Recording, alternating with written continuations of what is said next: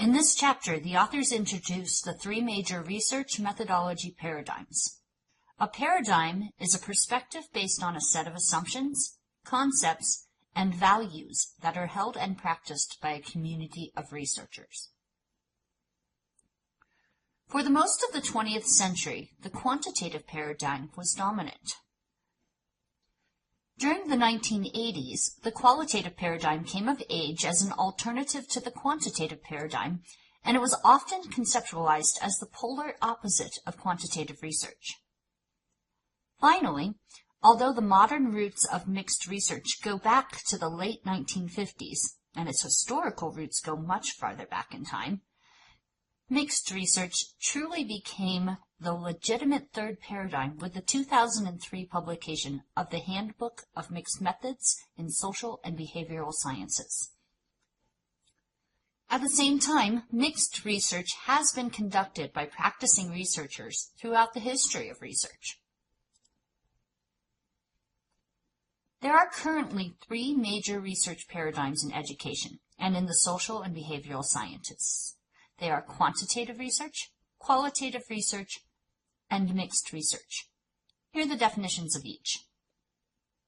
Quantitative research. Quantitative research relies primarily on the collection of quantitative data. Note that pure quantitative research will follow all of the paradigm characteristics of quantitative research shown in the left column of Table 2.1. Qualitative research is research that relies on the collection of qualitative data. Again, note that pure qualitative research follows all of the paradigm characteristics of qualitative research shown in the right column of 2.1. And finally, mixed research. Mixed research involves the mixing of quantitative and qualitative methods or paradigm characteristics. The mixing of quantitative and qualitative research can take many forms. In fact, the possibilities for mixing are almost infinite. The basic building blocks of quantitative research are variables. Variables, or something that takes on different values or categories, are the opposite of constants, which are something that cannot vary, such as a single value or a category of a variable. Many of the important variables used in quantitative research are shown with examples in Table 2.2. In looking at this table, note that when we speak of measurement, the most simple classification is between categorical and quantitative variables.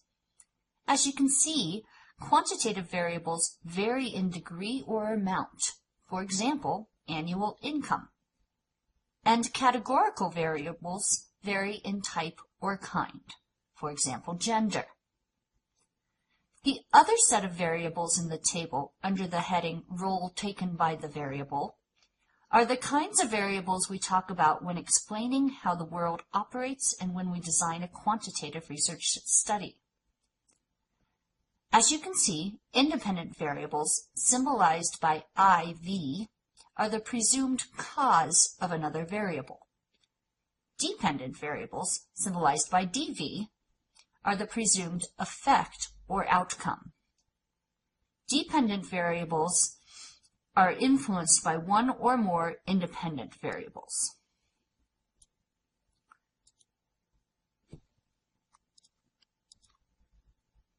What is the independent and dependent variable in the relationship between smoking and lung cancer? Smoking is the independent variable and lung cancer is the dependent variable. Whenever you want to make a claim about cause and effect, that is, that changes in one independent variable cause changes in another variable, you have to be very careful about what are called extraneous variables. That is, variables that compete with the independent variable in explaining the outcome.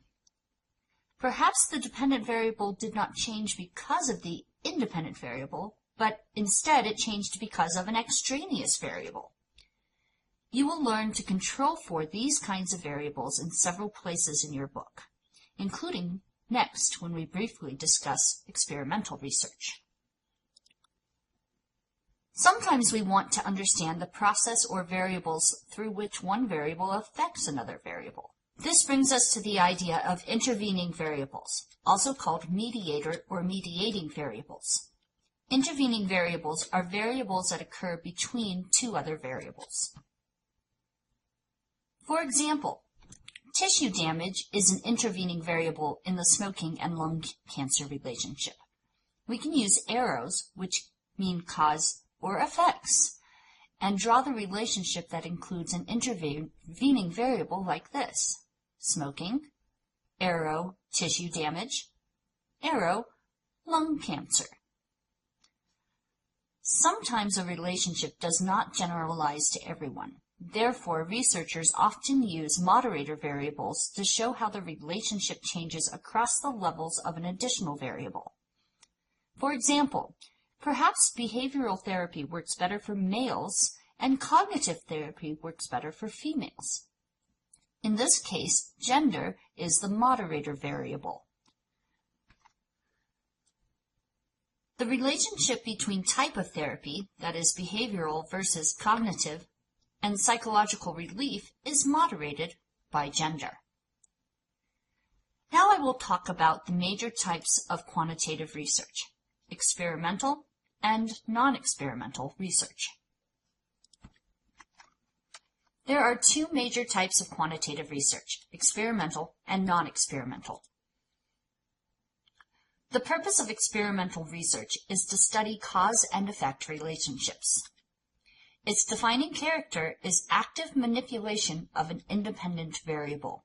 That is, it is only in experimental research that manipulation is present. Also, random assignment, which creates equivalent groups, is used in the strongest experimental research designs. Here's an example of an experiment which has two groups, experimental and control, who are exposed to a treatment after a pretest and before a post-test. The purpose of this design would be to see if there is a significant difference in the way the dependent variable, as measured during the pre- and post-tests, changes for the experimental group when compared to a control group. Thus, in this notation, E stands for the experimental group, for example, a new teaching approach. C stands for the control or comparison group, for example, the older standard teaching approach. And the 1 and 2 subscripts stand for the time, 1 for the first time or pretest, and 2 for the second time, the post-test. Because the best way to make the two groups similar in this research design is to randomly assign the participants to the experimental and control groups, let's assume that we have a convenient sample of 50 people, and that we randomly assign them to the two groups in our experiment. Here's the logic of the experiment.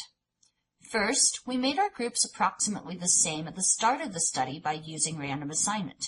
That is, the groups are called equated. Then, you pretest the participants to see how much they know. At this point, you can check to see if the random assignment worked, because if it did, the two groups should score very similarly on the pretest. Next, you manipulate the independent variable by using the new teaching approach with the experimental group and using the old teaching approach for the control group. Now, after manipulation, you measure the participants' knowledge to see how much they know after having participated in our experiment. Let's say that the people in the experimental group show more knowledge improvement than those in the control group. What would you conclude? In this case, we can conclude that there is a causal relationship between the independent variable teaching method and the dependent variable knowledge. And specifically, we can conclude that the new teaching approach is better than the old teaching approach. Make sense?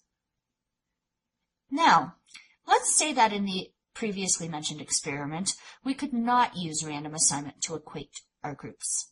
Let's say that instead, we had our best teacher, Mrs. Smith, use the new teaching approach with her students in her 5th period class, and we had a newer and less experienced teacher, Mr. Turner, used the old teaching approach with his fifth period class. Let's again say that the experimental group did better than the control group. Do you see any problems with claiming that the reason for the difference between the two groups is because of the teaching method? The problem is that there are alternate explanations. First, perhaps the difference is because Mrs. Smith is a better teacher. Second, perhaps Mrs. Smith had the smarter students. Remember, the students weren't randomly assigned to the two groups. Instead, we just used two intact classrooms. We have a name for the problems we just mentioned. It is the problem of alternative explanations. In particular, it is very possible that the difference we saw between the two groups was due to variables other than the independent variable. In particular, the difference might have been due to the teacher, Mrs. Smith versus Mr. Turner, or to the IQ levels of the groups. Perhaps Mrs. Smith's students simply had higher IQs than Mr. Turner's students. We have a special name for these kinds of variables. They're called extraneous variables. It is important to remember the definition of an extraneous variable, because extraneous variables can destroy the integrity of a research study that claims to show a cause and effect relationship. An extraneous variable is a variable that may compete with the independent variable in explaining the outcome. Remember this: if you are ever interested in identifying cause and effect relationships, you must always determine whether there are any extraneous variables you need to worry about. If an extraneous variable really is the reason for an outcome rather than the independent variable, then we sometimes like to call it a confounding variable because it has confused or confounded the relationship we are interested in. Remember that the defining characteristic of experimental research was manipulation of the independent variable. Well, in non-experimental research, there is no manipulation of the independent variable. There's also no random assignment of participants to groups.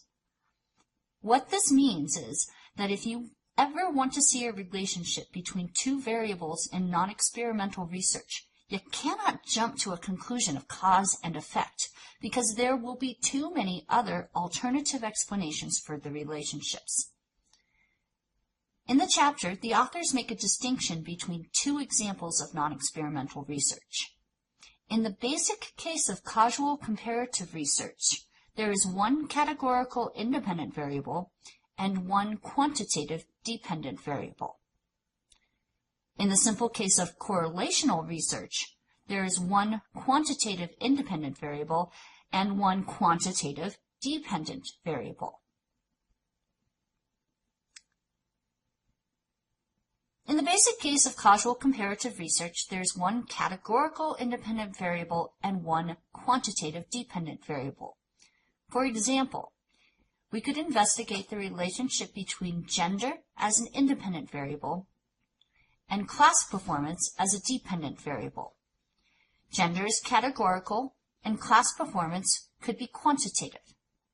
You would look for the relationships by comparing the males and female average performance level. In the simple case of correlational research, there is one quantitative IV and one quantitative DV. For example, self-esteem as an independent variable and class performance as a dependent variable. If both of those variables are measured quantitatively, you could look for the relationship between these two variables by calculating the correlation coefficient. The correlation coefficient is a number that varies between -1 and +1, and 0 stands for no relationship. The farther the number is from 0, the stronger the relationship. Thus, the values of -1.00 and +1.00 are called perfect correlations and represent the strongest possible relationship between two quantitative variables. If the sign of the correlation coefficient is positive, for example, +0.65, then you have a positive correlation. which means the two variables move in the same direction. That is, as one variable increases, so does the other variable. Education level and annual income are positively correlated because the higher the education, the higher the annual income tends to be. High school GPA and SAT scores are also likely positively correlated. The higher the GPA, likely the higher SAT score. If the sign of the correlation coefficient is negative, for example, negative 0.71, then you have a negative correlation, which means the two variables move in opposite directions. That is, as one variable increases, the other decreases. Smoking and life expectancy are negatively correlated. That is, the higher the smoking, the lower the life expectancy. The amount of sleep gotten the previous night and number of temper tantrums for 2-year-olds would be another example of a negative correlation, because you'd expect the trend to be that toddlers who got more sleep would tend to have fewer temper tantrums the next day. There is a mathematical formula for calculating the value for the correlation coefficient, but the strength and direction of a relationship between two quantitative variables can be easily visualized if you plot the independent variable on the horizontal axis and the dependent variable on the vertical axis of a scatter plot. Let's look at a small set of data and see how the data would be plotted. If we were interested in the strength and direction of the correlation between the independent variable, number of hours spent studying for the New York Regents examination, and the dependent variable, score on the Regents exam for a small group of students, we'd set up a graph with the independent variable on the x-axis and the dependent variable on the y-axis. Then, each dot represents a pair of values. For example, the first pair has a dot corresponding to 3 hours and a score of 80. Once the data are plotted, draw an oval around the dots to get an idea of the direction and strength. Up and to the right is a positive correlation. Down and to the right is a negative correlation. And the tighter the dots fit to a best fit line, the stronger the correlation, because the closer the value for R will be to either positive 1.00 or negative 1.00. You will learn how to improve on the two basic non-experimental designs in later chapters, but for now, please remember these important points. First, you can obtain much stronger evidence for causality from experimental research than from non-experimental research. For example, a strong experiment is better than causal comparative and correlational research. Second, you cannot conclude that a relationship is causal when you only have one independent variable and one dependent variable in non-experimental research without controls. Therefore, the basic cases of both causal comparative and correlational research are severely flawed. And third, in later chapters we will explain the 3 necessary conditions for causality. That is, relationship, temporal order, and lack of alternative explanations. There are 3 required conditions that you must establish whenever you want to conclude that a relationship is causal. They are shown in Table 13.1 from a later chapter in your textbook. Our experiment met these criteria quite nicely. That is, we had a relationship between teaching method and knowledge. The manipulation occurred before the post-test, and because we randomly assigned the people to 2 groups, there should be no other variables that can explain away the relationship. On the other hand, in the basic cases of causal comparative and correlational research, where we only observed a relationship between 2 variables and we had no manipulation or random assignment, we have only established condition 1. We can only conclude that the 2 variables are indeed related. In Chapter 13, we will show you how to design a non-experimental research that performs better than the basic cases on the 3 above conditions. Still, remember, even when these basic cases are improved, experimental research with random assignment is better for studying cause and effect than non-experimental research. Another way of saying this is, if you want to show that one thing causes another thing, then, if it is feasible, you will want to conduct an experiment. There are 5 major types of qualitative research: phenomenology, ethnography, case study research, grounded theory, and historical research. All of the approaches are similar in that they are all qualitative approaches. Each approach, however, has some distinct characteristics and tends to have its own roots and following. Phenomenology. Phenomenology is a form of qualitative research in which the researcher attempts to understand how one or more individuals experience a phenomenon. For example, he might interview 20 widows and ask them to describe their experiences of the deaths of their husbands. An ethnography is the form of qualitative research that focuses on describing the culture of a group of people. Note that a culture is the shared attitudes, values, norms, practices, language, and material things of a group of people. For an example of an ethnography, you might decide to go and live in a Mohawk community and study their culture and their educational practices. Case study research is a form of qualitative research focused on providing a detailed account of one or more cases. For example, you might study a classroom that was given a new curriculum for technology use. Grounded theory is a qualitative approach to generating and developing a theory from data the researcher collects.